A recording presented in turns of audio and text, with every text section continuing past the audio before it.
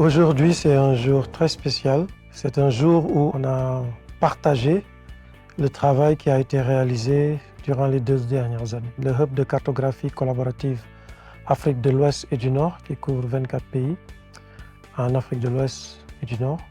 Le Nord composé du Maroc et de l'Algérie, tous les pays de l'Afrique de l'Ouest et quelques pays de l'Afrique centrale. Donc ce hub a été lancé en mars 2022 et à partir de là, une stratégie a été élaborée, les communautés ont été impliquées, donc il y a eu des projets qui ont été développés dans la région.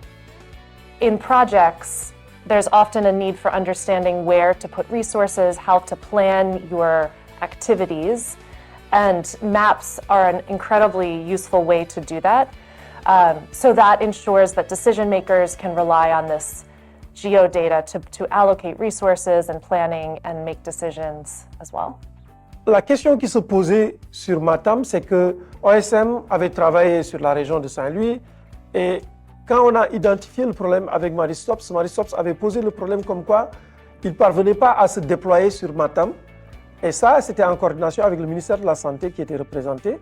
Et le déploiement sur Matam était compliqué parce qu'il n'y avait pas de données, il n'y avait pas d'informations. Donc, on a fait des réunions avec les autorités locales, on a fait le survey, donc les questionnaires avec Maristops, et des données ont été collectées.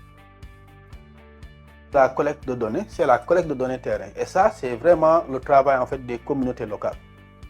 Parce qu'il faut savoir que dans chaque pays, on s'efforce à mettre en place des communautés locales qui sont généralement composées d'étudiants, mais aussi de professionnels de la géomatique qui ont cette passion-là de l'open source, de l'open data. Et ce qu'ils font, c'est qu'à chaque fois que la donnée est créée en remote mapping par les cartographes, eux, ils sont sur le terrain pour pouvoir identifier en fait l'usage des bâtiments, mais aussi vérifier l'information sur le terrain. Diabo Diop est là du secteur de la pêche et on a pu cartographier 15 îles du Salo. Ces îles n'étaient pas sur les cartes avec toutes les informations qui concernent ces îles. Parce que c'est des petites îles en fait. Et les femmes ont pu être formées et actuellement elles peuvent en tout cas naviguer et s'orienter sans se perdre dans les mangroves. Sur le changement climatique, c'était le Libéria qu'on a ciblé parce que le changement climatique, c'est plutôt les impacts du changement climatique que constituent les inondations, aussi l'accès à l'eau, etc. On connaît les pays du Golfe du Guinée, Guinée-Conakry, Sierra Leone, tout ça. Cette région est très exposée aux inondations. Le cas du Libéria est très particulier parce que la zone qu'on a cartographiée est exposée à la montée du niveau de la mer et en même temps à l'inondation. Il est ressorti que sur Fakara et Gonga, l'accès à l'eau est très difficile parce que les forages sont très profonds. Et il y a des zones où les forages étaient moins profonds, mais ces zones avaient plus de l'eau qui était un peu plus salée. Donc la qualité de l'eau était moindre, mais les ONG, en tout cas les partenaires au développement, intervenaient plus dans cette zone parce qu'il était plus facile d'intervenir. Donc les populations qui étaient un peu plus à l'intérieur n'avaient pas d'accès à l'eau et c'était très compliqué. Et ça a réorganisé et réorienté toute la stratégie du ministère et du directeur de l'hydraulique qui était présent et qui disait qu'il allait maintenant voir comment réorienter la stratégie pour pouvoir apporter l'appui nécessaire aux communautés et aux villages qui étaient les moins desservis. Le cas du Maroc, le Maroc c'était une première expérience pour le hub d'une réponse rapide. Il y a eu le tremblement de terre et aussitôt on a mobilisé nos équipes et les gens ont commencé à participer. Les gens se disent mais comment ils participent parce que Hot ne peut ne pas être visible.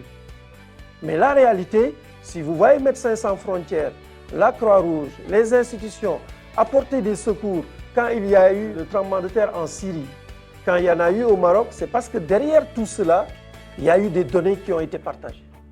Derrière cela, il y a des cartes qui sont disponibles qui font que ces gens-là peuvent agir, peuvent aller sur le terrain, peuvent secourir les sinistrés. Au-delà de ces projets, il y a eu une approche pour accompagner les communautés locales, pour les aider à avoir les aptitudes, à pouvoir gérer des projets et travailler avec le hub. Donc après les avoir appuyés en formation, des subventions ont été données à ces communautés et ces communautés ont pu dérouler des projets et créer un réseau, en tout cas être renforcé à un tel niveau que leur capacité s'est vue beaucoup améliorée pour pouvoir intervenir maintenant directement dans les projets. Et que donc ces journées soient multipliées, pas seulement au niveau de Dakar, mais pourquoi pas aller au niveau local et inviter les populations à donner leur propre témoignage. Au niveau national déjà, ça peut éclairer des décisions politiques. On peut dire que l'utilité de la carte sur cette cartographie, c'est de pouvoir établir les situations de référence, ce que nous en sommes, qu'est-ce qui nous manque et comment nous organisons la résilience de la communauté. Nous sommes en train de voir un peu comment développer un partenariat avec le hub pour que, effectivement, tous les projets, programmes que nous mettons en œuvre dans les différents secteurs puissent être accompagnés par cette dynamique. Parce que il nous faut ces données. Il nous faut la cartographie pour faciliter la visibilité de nos interventions. Aujourd'hui, si on a une carte, on a une manière d'exprimer, de montrer les résultats que nous sommes en train de faire. Ça nous manque. Ça manque d'autres structures. Et ça permet aujourd'hui, par rapport à la discussion que nous avons eue ce matin, si on a une carte, on se rend compte qu'effectivement, on peut développer facilement les synergies. Même le tourisme, vous pouvez cartographier tous les sites touristiques, les infrastructures routières. Donc, c'est à la limite, c'est tous les domaines. Tous les domaines. Mais encore faut-il que l'État se dise, OK, j'ai besoin de ça parce que ça me permet de gagner en efficience. Donc, on aura moins de ressources à dépenser pour un meilleur résultat et aussi de gagner en efficacité parce qu'on aura atteint des objectifs que nous nous sommes fixés dans nos politiques publiques. Moi, franchement, je serai un militant de votre cause parce que je suis déjà dedans. Donc tout ça a permis d'avoir des résultats très impactants, particulièrement quand on parle de la santé au Sénégal. Donc l'information est disponible, accessible partout.